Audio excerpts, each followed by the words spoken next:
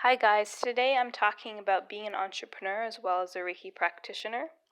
And I am a Reiki practitioner first, but I also have two other businesses. And there's been a lot of, acceptance and respect for being an entrepreneur and being okay with money as an entrepreneur, because money is just energy, and it's like we want to accumulate and breathe in as much energy as we can. And why is having an abundance a bad thing?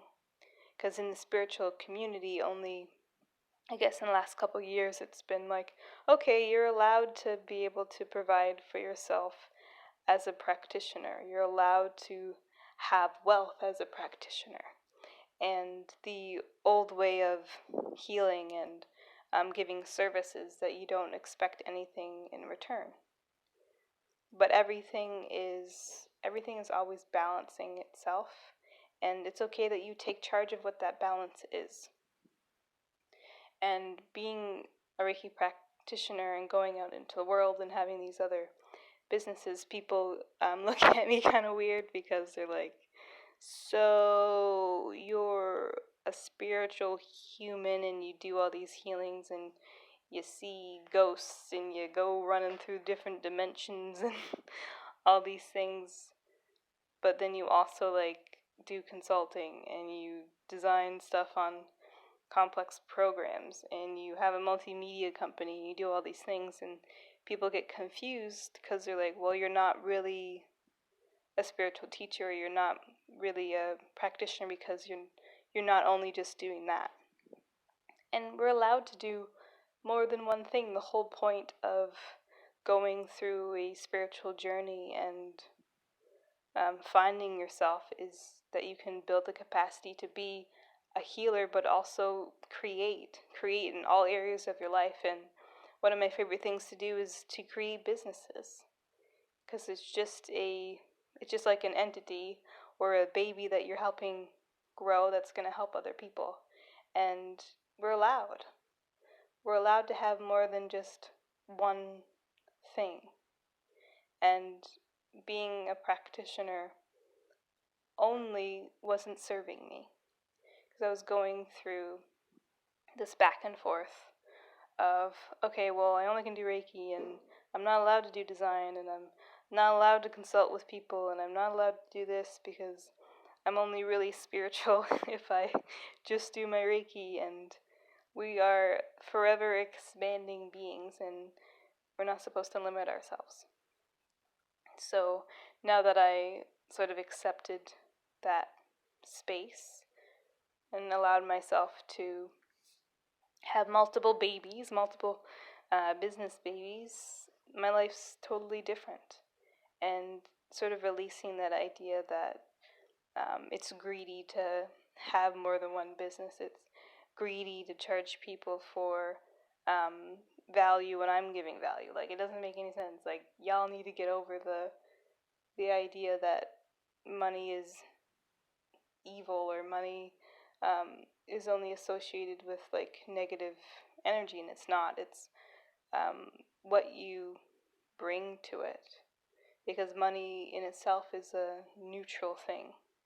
So you set your intention and figure out what you want to do with your wealth, because you can invoke wealth in different ways.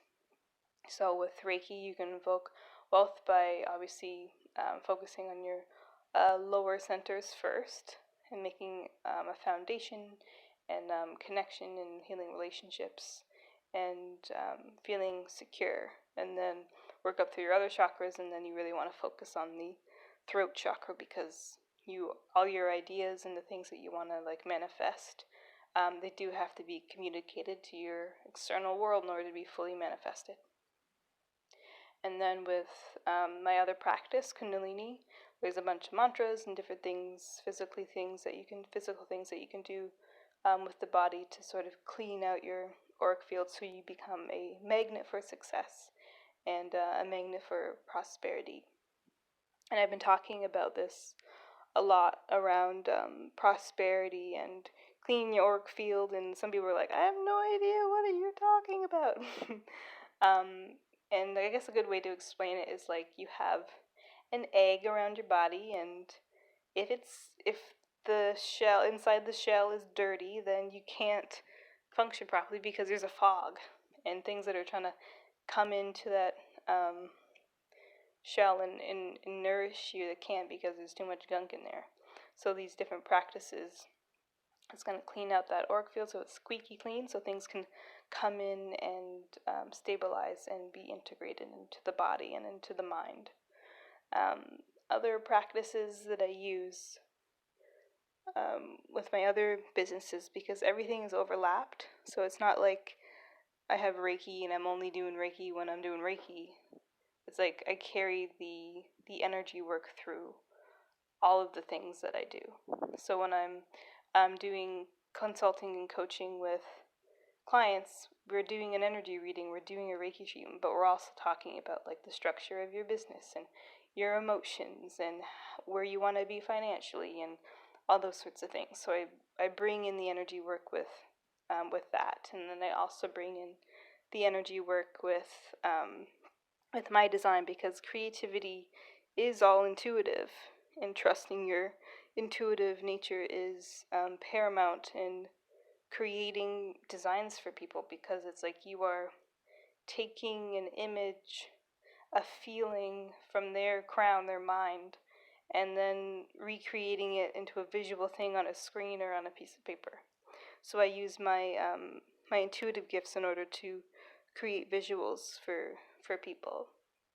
And then with my third business, OBC, OBC Sessions, like it's a multimedia company, so we're doing music videos and live video and photography and things, and my role is heavy in the graphic design and logistics in working with artists. So I bring in my Reiki and my healing gifts in those spaces, because if you're nervous, Reiki's going to cure it. If we're trying to make a certain scene have a certain feeling in the video, then I can sort of tap into like the feelings and emotions that they're feeling, and bring it to that space and sort of manifest it, co-creating with them. And I do manage artists, so like before they go on stage, we do some pressure point release and some toning to open up the throat, and it's like all the things that I've learned with Reiki, I can sort of copy and paste in all the other areas of my life. And I think that if you are a practitioner and you want to expand, it's like you don't just have to do the 1 hour session hands over, hands on Reiki healing. You can expand it into like I'm doing oracle cards and doing retreats and writing a book, and like just expand, create as many things as you can, because that's what you're made for. And all that energy that you're not using is getting pent up in the body. So it doesn't, like if you're a practitioner and you're pumping out energy all day because you're channeling and you're working with people, and that's great. But you probably have other things that are inside the body that that you need to sort of create in the physical form in order to fulfill a certain part of your destiny. Yeah, so that's all I'm really talking about today. So if you are a practitioner and you're trying to figure out and navigate this whole entrepreneur system, just keep going with it, and focus on practices that relieve fear and things relating around like abundance and accumulating wealth, because you're allowed.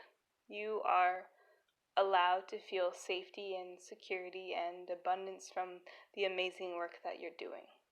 So just keep going and keep creating. Thank you for listening.